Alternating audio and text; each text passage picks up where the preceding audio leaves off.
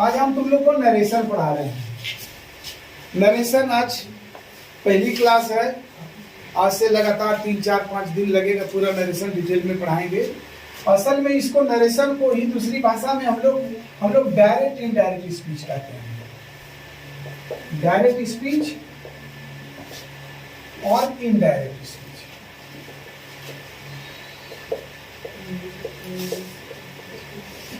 तो नरेशन को दूसरे से लोग कहते हैं डायरेक्ट इनडायरेक्ट स्पीच। और जब आपको बनाने के लिए क्वेश्चन वगैरह में दिया जाता है तो यही लिखा जाता है चेंज इनटू इनडायरेक्ट स्पीच, जिसको दूसरे भाषा में हम लोग नरेशन कहते हैं। असल नरेशन का अर्थ होता है, नरेट शब्द से नरेशन का निर्माण हुआ, कथन, कहना, कुछ बोलना।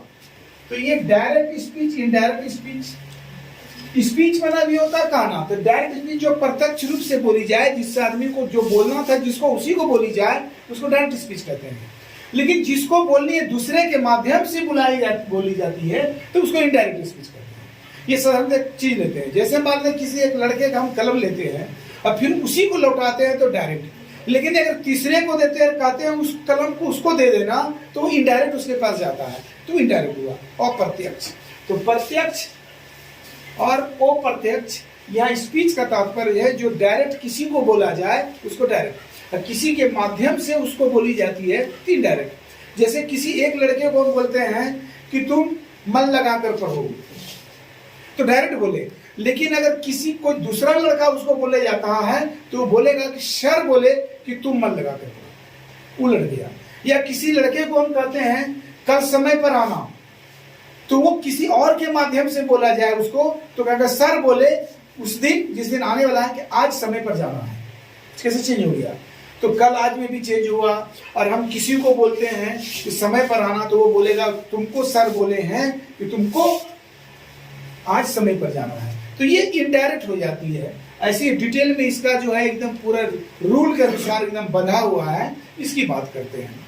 जैसे अगर हम कोई चीज बोलते हैं, जैसे कोई आदमी बोल रहा है, अगर कहता है ही सेड, उसने कहा, और दे दिया जैसे आई एम रीडिंग नाउ, ये बंद हो जाता है इन्वर्टेड कॉमा में। ये बोलने वाला है कि वह उसने कहा कि मैं अभी पढ़ रहा हूं। तो ये जो दो भाग में बटा, ये बोलने वाला और बोली गई बात, बोलने वाला और बोली गई, इसको कहते हैं रिपोर्टिंग क्लाउड। क्या कहते हैं? रिपोर्टिंग, वो है रिपोर्टिंग क्लाउड्स। क्लाउड्स के बारे में बता दें, इसको उपवाक्य कहते हैं, क्योंकि बड़े वाक्य का एक हिस्सा ही उपवाक्य कहलाता है, जो पूर्णतः एक वाक्य होना चाहिए। ही सेड एक पूर्ण वाक्य है। ऐसे क्लाउड चैप्टर में हम क्लाउड्स को डिटेल में पढ़ाएंगे। क्लाउड्स का मतलब होता है उपवाक्य। तो ये रिपोर्टिंग उपवाक्य कहलाता है, यानी जो बोलने वाला। और ये जो बोली गई बात है उसको रिपोर्टेड, इसको हम क्लाउड्स बोले या स्पीच बोले, तो दो तरह से। तो शॉर्ट फॉर्म में जब लेंगे तो आरसी रिपोर्टिंग क्लाउड्स, ये भी आरसी होता है, इसलिए हम आरएस करके सूचित करेंगे, जो कि पता चले कि रिपोर्टेड स्पीच है। क्योंकि क्लाउड भी उपवाक्य, ये भी एक उपवाक्य, बड़े वाक्य का एक हिस्सा जो अपने आप में एक पूर्ण वाक्य हो उसको क्लाउड्स कहते हैं, उपवाक्य कहते हैं, जो क्लाउड्स में भी पढ़ाएंगे। ये भी एक उपवाक्य है। लेकिन जो बात बोली गई है उसको हम लोग रिपोर्टेड क्लाउड्स बोले या रिपोर्टेड स्पीच बोलेंगे। और जो बोलने वाले लोग होते हैं यहाँ पर हम उसको रिपोर्टिंग क्लाउड्स कहते हैं। हो सकता है कि ही सेड टू मी भी दिया रहे, या ऑब्जेक्ट रहे ना भी रहे। जब रहेगा भी वो भी बताएंगे, अभी नहीं है वो वाला बता रहे हैं। तो यहाँ पर ये जो बोलने वाला और बोली गई बात दो भाग में बटा हुआ होता है। तो डायरेक्ट स्पीच का ही पहचान है कि एक आदमी बोल रहा है और वो क्या बोल रहा है वो अलग भाग में इन्वर्टेड कॉमा में बंद करते हैं। एक चीज और जान लीजिए कि ये उलट पुलट भी हो सकता है, ये पहले दे दे ये बाद में। जैसे I am reading now comma he said, ऐसे भी हो सकता है। यानी ये रिपोर्टिंग क्लाउड और रिपोर्टेड क्लाउड उलट पुलट हो सकता है, होता भी है। अब रही बात, ये हुआ डायरेक्ट स्पीच जो बटा हुआ है। अब इसी को मिलाकर एक सिंपल सेंटेंस की तरह तैयार करेंगे, जिसको हम लोग इनडायरेक्ट स्पीच कहते हैं। अब इस सेंटेंस को हम यहाँ बनाते हैं नरेशन को। he said that he was reading them। अब देखिए ये चेंज हो गया, लेकिन कैसे चेंज हुआ इसके लिए पूरा रूल पढ़नी होगी। बस एक उदाहरण के तौर पर हम बताए हैं, क्योंकि यहां पर हम देख रहे हैं क्या कि ये इन्वर्टेड कोमा टूटा तो दैट आया, कैसे आया, क्यों आया, ये सारा रूल है, हम पढ़ाएंगे एक एक करके। यहाँ जो आई था वो ही में चेंज हो गया, किसमें चेंज हो गया, ही में चेंज हो गया। और एम रीडिंग ये वॉज रीडिंग में चेंज हो गया, और नाउ जो है ये देन में चेंज हो गया। नाउ किस में चेंज हो गया, देन में। तो आप चेंज कितनी तरह का हुआ है, 1 2 3 4। कोई ऐसा भी वाक्य आएगा जो 4 नहीं, 3 ही परिवर्तन हो, 2 ही परिवर्तन हो, 1 ही परिवर्तन हो, लेकिन मैक्सिमम अधिक से अधिक जब इनडायरेक्ट स्पीच बनाते हैं तो 4 तरह के बदलाव आता है अधिकतम। एक तो इन्वर्टेड कोमा तोड़ेंगे तो क्या आएगा, या आएगा कि नहीं आएगा, ये भी बात है। ये आई की जगह ही ये पर्सन चेंज हुआ कि आई फर्स्ट पर्सन था, यहाँ ही थर्ड पर्सन में चेंज हुआ, क्यों हुआ, या कौन सा पर्सन किस में चेंज होगा, ये आई यहाँ पर ही में कैसे चेंज हो गया, या कौन पर्सन कैसे चेंज होगा, इसका भी रूल्स पढ़ाएंगे। दूसरा तरीके टेंस की चेंजिंग है, एम रीडिंग का वॉज रीडिंग हुआ, कैसे हुआ, ये भी बताने की चीज है, इसका भी एक रूल्स है। और ये नाउ शब्द जो है देन में बदला, ये भी बताने की चीज है। यानी 4 चीजों को हमको एक एक करके भली भांति जाननी होगी कि कैसे चेंज होता है। तो सबसे पहले हम लेंगे कि इन्वर्टेड कोमा जब टूटता है तो वहां क्या आता है, यहाँ दैट क्यों आया, या कहाँ क्या आएगा, वो एक एक करके पहले बताएंगे। फिर चेंज ऑफ टेंस का रूल्स पढ़ाएंगे कि डायरेक्ट स्पीच से जब इनडायरेक्ट स्पीच में चेंज करते हैं तो नरेशन चेंज होगा कि नहीं होगा, सॉरी नरेशन में टेंस चेंज होगा कि नहीं होगा, और होगा तो कैसे चेंज होगा, या पर्सन कभी कभी चेंज नहीं होता है, कहाँ नहीं होता है, कहाँ होता है तो क्यों होता है, कैसे होता है। उसी तरह से नाउ देन में चेंज हुआ, कैसे चेंज हुआ, ये सारी बातों को एक एक करके बताते हैं। तो सबसे पहले हम लेते हैं ये 4 बातों को एक एक करके डिटेल करते हैं। अब हम बात करेंगे डायरेक्ट स्पीच से इनडायरेक्ट स्पीच में जो 4 तरह का परिवर्तन आया। एक हुआ कि इन्वर्टेड कोमा टूटा तो क्या आया, पहला यही था ना जी कि हम इन्वर्टेड कोमा जो तोड़ते हैं इसमें कोमा, इसके बदले में क्या आता है, ये जो था हमारा ये कैसे टूटा। दूसरा था चेंज ऑफ पर्सन, ये पर्सन कैसे चेंज हुआ, ठीक है ना, ये चेंज ऑफ पर्सन कैसे होगा इस बात को जानना होगा। तीसरा जानना होगा चेंज ऑफ टेंसेस, ये टेंस कैसे चेंज हुआ इसकी बात करना है। और फिर change of some word, change of some special word, some special words. तो कुछ शब्द जो चेंज होता है वो कैसे हुआ, जैसे नाउ का दिन हुआ था उसी तरह से बनेंगे। सबसे पहले हम इसको पढ़ाएंगे, ज्यादा अच्छा रहेगा तब इसको चेंज ऑफ टेस्ट पढ़ाएंगे, तब चेंज ऑफ पर्सन पढ़ाएंगे, तब change of some special words पढ़ाएंगे। तो सबसे पहले हम इसकी बात करते हैं कि ये जो चेंज होता है तो कैसे चेंज होता है, ये बताए थे। तो ये पहली बात को हम लेते हैं। दरअसल एक उदाहरण लेते हैं, जैसे अगर कहा दिया जाए कि she said to me, अब दे देंगे जैसे I will help you। तो ये एक सेंटेंस हुआ जिसको हम लोग क्या कहते हैं, रिपोर्टिंग क्लाउज। क्या कहते हैं, रिपोर्टिंग क्लाउज, जो अभी तुरंत हम बताए भी। और ये हुआ रिपोर्टेड स्पीच मान के चलेंगे, ये रिपोर्टिंग क्लाउज भी हुआ, लेकिन ये रिपोर्टेड स्पीच होने से शॉर्ट फॉर्म रहेगा RCRS, ज्यादा अच्छा रहेगा। यहां पर ये इसको जो तोड़ते हैं ये क्या होगा, ये निर्भर करेगा इस सेंटेंस पर, इस सेंटेंस पर निर्भर करेगा। अगर ये रिपोर्टेड स्पीच कर्मशः, याद रखिएगा, कर्मशः ये रिपोर्टेड स्पीच ये जो है निर्भर करता है सेंटेंस पर। क्या करेगा इसका?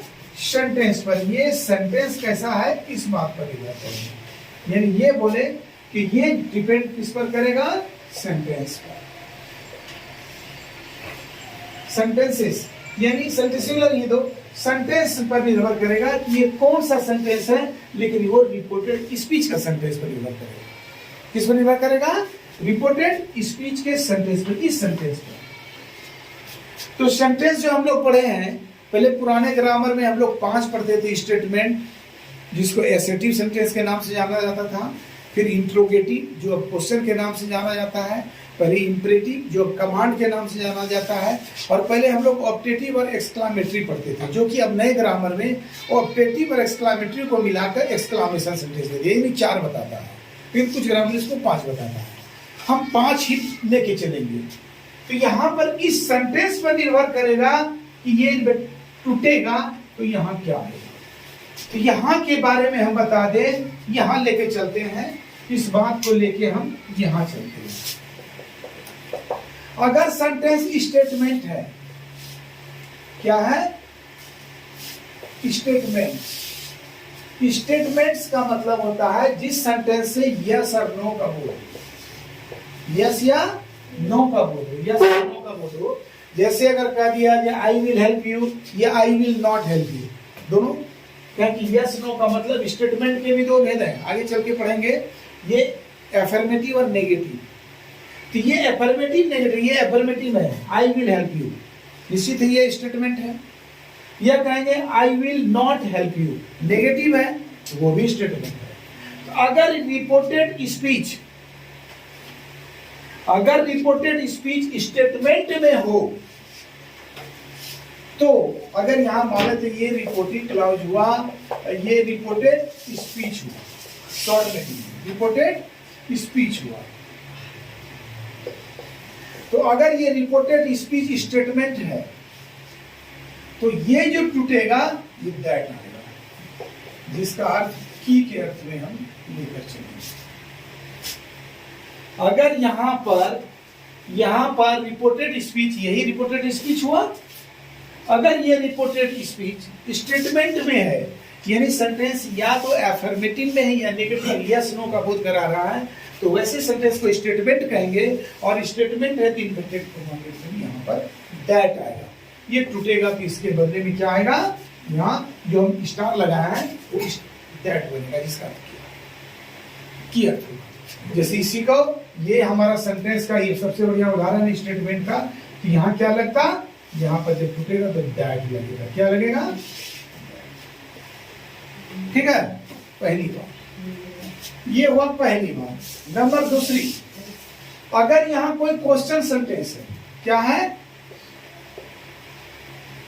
क्वेश्चन है, जिसका पहचान है सर कि क्वेश्चन मार्क होगा, क्वेश्चन मार्क होगा। लेकिन ये यही रिपोर्टेड स्पीच के जगह अगर क्वेश्चन सेंटेंस है, यानी उसमें क्वेश्चन मार्क से बना हुआ है, तो ये 2 तरह का क्वेश्चन बनेगा। एक होता है सर WH क्वेश्चन। क्या होता है? WH क्वेश्चन, और प्लस हेल्पिंग वर्ब, और तब जाके सब्जेक्ट देके उसके बाद मेन वर्ब, तो कोई है तो है। तो WH क्वेश्चन कहने का मतलब who, when, what, where, why, how, ये में से कोई भी सेंटेंस के शुरुआत में अगर है तो वो WH क्वेश्चन कहलाता है। और वैसे जगह पर यहाँ पर ये कुछ भी नहीं, कटकुट, यानी कुछ भी नहीं, कटकुट भी नहीं लिखना है। लेकिन वही अगर क्वेश्चन हेल्पिंग वर्ब से शुरू हो रहा है, helping verb, subject, main verb, या कोई भी है, अगर हेल्पिंग वर्ब से शुरू होता है, हेल्पिंग वर्ब टेंस में 13 और अतिरिक्त 11, टोटल 24 है। जैसे सिंपल प्रेजेंट टेंस है तो डू डज, प्रेजेंट कंटीन्यूअस है एनी जार, प्रेजेंट परफेक्ट है तो हैज हैव, उसी तरह सिंपल पास्ट में डिड, पास्ट कंटीन्यूअस में वाज वेयर, पास्ट परफेक्ट में हैड, और यहाँ पर हेल्पिंग वर्ब सब्जेक्ट अगर हेल्पिंग वर्ब से शुरू हो रहा है तो वैसे जगह पर यहाँ पर या तो इफ होगा या वेदर, WHETHER। यहाँ पर इफ या वेदर लगाना आप पर निर्भर करता है कि आप इफ लगाइए या वेदर लगाइए, इफ लगाइए या वेदर लगाइए, ये आप पर डिपेंड करता है।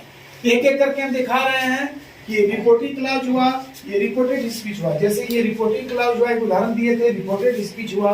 अगर ये रिपोर्टेड स्पीच स्टेटमेंट में है यस नो से बोध कराता है तो वहां पर टूटने के बाद ये दैट लगेगा, ये हटेगा जब कोमा ये तो यहाँ पर दैट लगेगा। और अगर WH क्वेश्चन में एक सेंटेंस है रिपोर्टेड स्पीच तो यहाँ पर कुछ भी नहीं लगेगा। हमने कटकुट लिखा, आपको कटकुट भी नहीं लिखनी है, लेकिन अगर वही हेल्पिंग वर्ब से शुरू हो रहा है सेंटेंस तो वहां पर ये टूटेगा। यहाँ पर या तो इफ लगाएंगे या वेदर, इफ लगाना वेदर लगाना आप पर निर्भर करता है, आप कोई एक लगा सकते हैं। तो ये दूसरा होगा। तीसरा चलते हैं कमांड में। अब क्या होता है, हम ये पहली बात स्टेटमेंट के बारे में बोले, दूसरा क्वेश्चन। तीसरा होता है कि ये जैसे रिपोर्टिंग क्लॉज हुआ और ये रिपोर्टेड स्पीच हुआ, ये कोमा ये कोटेशन मार्क। तो याद रखिएगा ये कोमा या कोटेशन मार्क एक साथ हटाने के लिए हम बात कर रहे हैं क्या आता है। तीसरी सेंटेंस आता है अगर ये रिपोर्टेड स्पीच की जगह कमांड से हो, कोई एक कमांड हो, जो कि पुराने ग्रामर में इसको हम लोग इंपरेटिव सेंटेंस कहते थे। ये रिपोर्टेड स्पीच के जगह पर अगर कोई कमांड हो जो कि पुराने ग्रामर में इंपरेटिव सेंटेंस के नाम से जाना जाता था। कमांड का तात्पर्य ये होता है कि वैसा सेंटेंस जिसमें कोई सब्जेक्ट नहीं होता, नो सब्जेक्ट, नो सब्जेक्ट। इसके अंतर्गत आता है आपका ऑर्डर, एडवाइस, रिक्वेस्ट,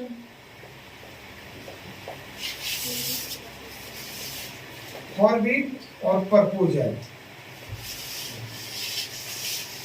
ये ऑर्डर का अर्थ होता है आदेश,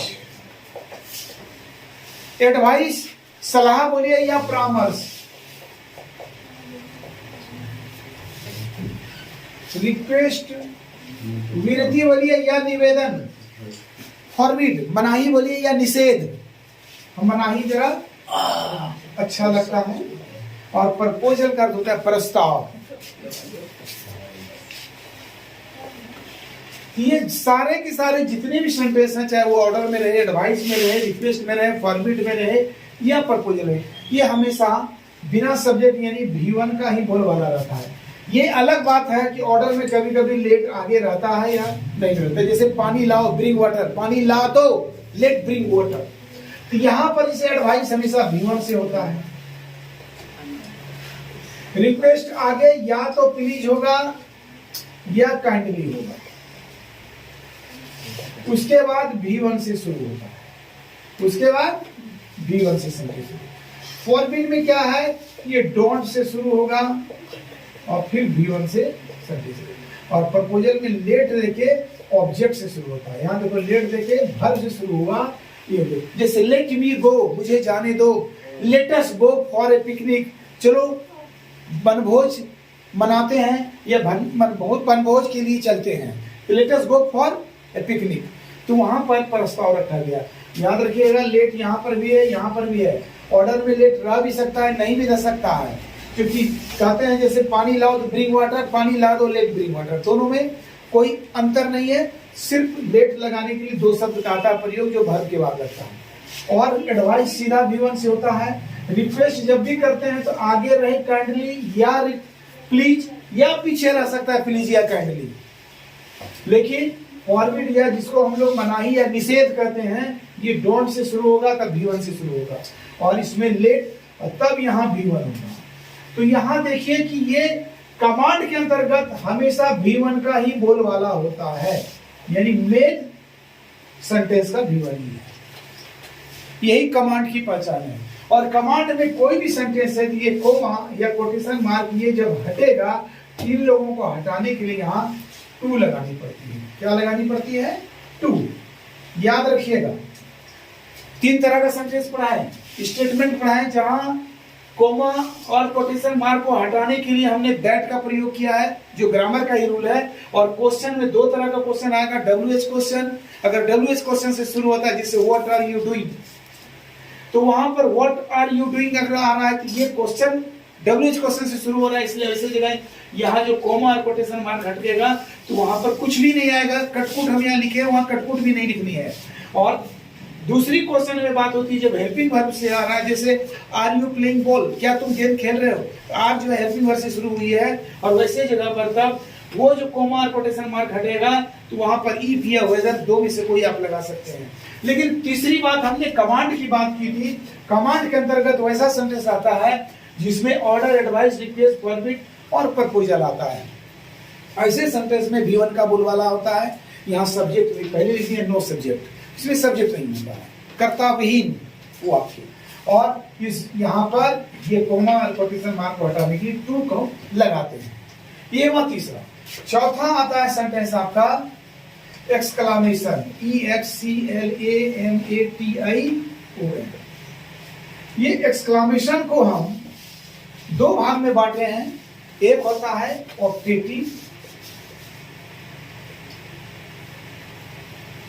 ऑप्टेटिव सेंटेंस। ऑप्टेटिव सेंटेंस उसको कहते हैं जिसमें या तो विशिंग रहता है, विश करते हैं, या ब्लीशिंग, विशिंग या ब्लीशिंग।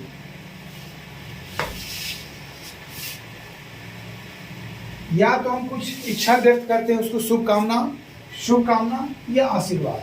तो शुभकामना या आशीर्वाद की बात आती है तो वैसे जगह पर हम ऑप्टेटिव सेंटेंस का शुरू करते हैं। यहाँ होता है रिपोर्टिंग क्लॉज, ये रिपोर्टेड स्पीच होगा। यहाँ पर ये जब भी शुरू होगा आशीर्वाद में मे से सेंटेंस शुरू होगा, और ये एक्सक्लेमेशन का चीज। जैसे मे यू लिव लॉन्ग, तो भाई लंबी उम्र मिले, तो ये मे से शुरू होता है, ये आशीर्वाद है। आशीर्वाद दो तरह से, एक डायरेक्ट दी जाती है, एक बीच में गॉड, जैसे मे गॉड हेल्प यू, ईश्वर आपकी मदद करे, तो वहां गॉड को लाएं, ये सीधे डायरेक्ट दें, है ना, डायरेक्ट दे दें कि may you live long, direct दिए, वहां गॉड को नहीं लाएं। लेकिन गॉड को लाएंगे या ना लाएं, दोनों स्थिति में विशिंग या ब्लीशिंग आता है। और वैसे सेंटेंस में यहाँ पर पुनः स्टेटमेंट के तरह दैट आएगा, यानी कोमा और कोटेशन मार्क को हटाएंगे तो यहाँ दैट लगाएंगे। ये पहली बात हुई ऑप्टेटिव। और इसका दूसरा सेंटेंस जो होता है ये एक्सक्लामेशन का, एक ऑप्टेटिव, दूसरा एक्सक्लामेटरी। दूसरा क्या होता है, तो ऑप्टेटिव या एक्सक्लामेटरी।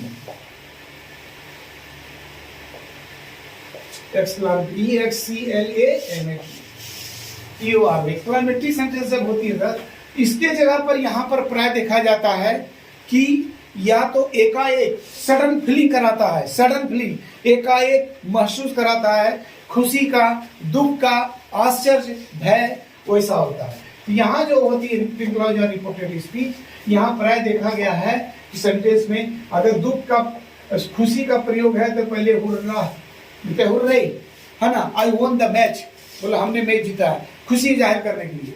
तो ऐसे जगह खुशी का प्रतीक है सर, किसका प्रतीक है, खुशी का। लेकिन वही अगर उसके जगह पर आता है एलास, ओह, आह, इस तरह का प्रयोग रहे तो वो क्या होता है, ये दुख का प्रतीक होता है। किसका प्रतीक है, दुख का प्रतीक है। तो यहाँ पर प्राय देखा गया है कि ये भी इन्वर्टेड कोमा के बदले में दैट का प्रयोग करता है। और नरेशन कैसे बनेगा आगे हम बताएंगे, लेकिन यहाँ पर फिर दैट का प्रयोग होता है। पुनः एक बार रिवीजन कीजिए। स्टेटमेंट अगर है रिपोर्टेड स्पीच में, जिस सेंटेंस में यस या नो का बोध हो रहा है, तो वैसे सेंटेंस में हम ये कोमा और कोटेशन मार्क को हटाते हैं तो दैट का प्रयोग होता है। और अगर क्वेश्चन में सेंटेंस है, क्वेश्चन दो तरह का होगा, एक WH क्वेश्चन से शुरू होता है सेंटेंस, अगर वैसा सेंटेंस है तो ये कोमा कोटेशन मार्क को हटाने के बाद कुछ भी नहीं आएगा। लेकिन अगर हेल्पिंग वर्ब से शुरू हो रहा है क्वेश्चन सेंटेंस तो वैसे जगह पर इफ या वेदर का प्रयोग करेंगे, आप चाहे इफ करें या वेदर करें। तीसरा सेंटेंस आता है आपका कमांड, जो कमांड के बारे में हमने बता दिया था कि ऑर्डर, एडवाइस, रिक्वेस्ट, फॉरबिड और प्रपोजल आता है। और वैसा सेंटेंस में V1 का बोलबाला होता है और वहां पर सिर्फ दैट का प्रयोग होता है। और चौथा सेंटेंस हमने बताया एक्सक्लामेशन, जिसमें कि ऑप्टेटिव और एक्सक्लामेटरी आता है। ऑप्टेटिव वो सेंटेंस है जिसमें आशीर्वाद और शुभकामनाओं की बात आती है और वो रिपोर्टेड स्पीच में मे से शुरू होता है सेंटेंस, और वैसा सेंटेंस में हम दैट का प्रयोग करते हैं। सेम एक्सक्लामेटरी है, एक्सक्लामेशन का दूसरा जिसमें कि खुशी, दुख, भय, आश्चर्य एक एक करके पढ़ाएंगे, उसमें भी इन्वर्टेड कोमा के बदले ये सॉरी कोमा और ये क्वेश्चन मार्क के पहले दैट का प्रयोग होता है। तो दैट आपका कहाँ कहाँ गया? दैट स्टेटमेंट की जगह पर हुआ, यहाँ पर रिपोर्टेड स्पीच अगर स्टेटमेंट रहे तो वहां दैट लगेगा, और प्लस एक्सक्लामेशन के दोनों, ऑब्जेक्टिव और एक्सक्लामेटिव दोनों में दैट लगेगा। लेकिन सिर्फ क्वेश्चन और कमांड अलग है। क्वेश्चन में WH क्वेश्चन है तो कुछ भी नहीं, हेल्पिंग वर्ब्स है, इफ लगेगा, और कमांड में टू लगेगा। अगला क्लास हम पढ़ाते हैं चेंज ऑफ टेंसेस।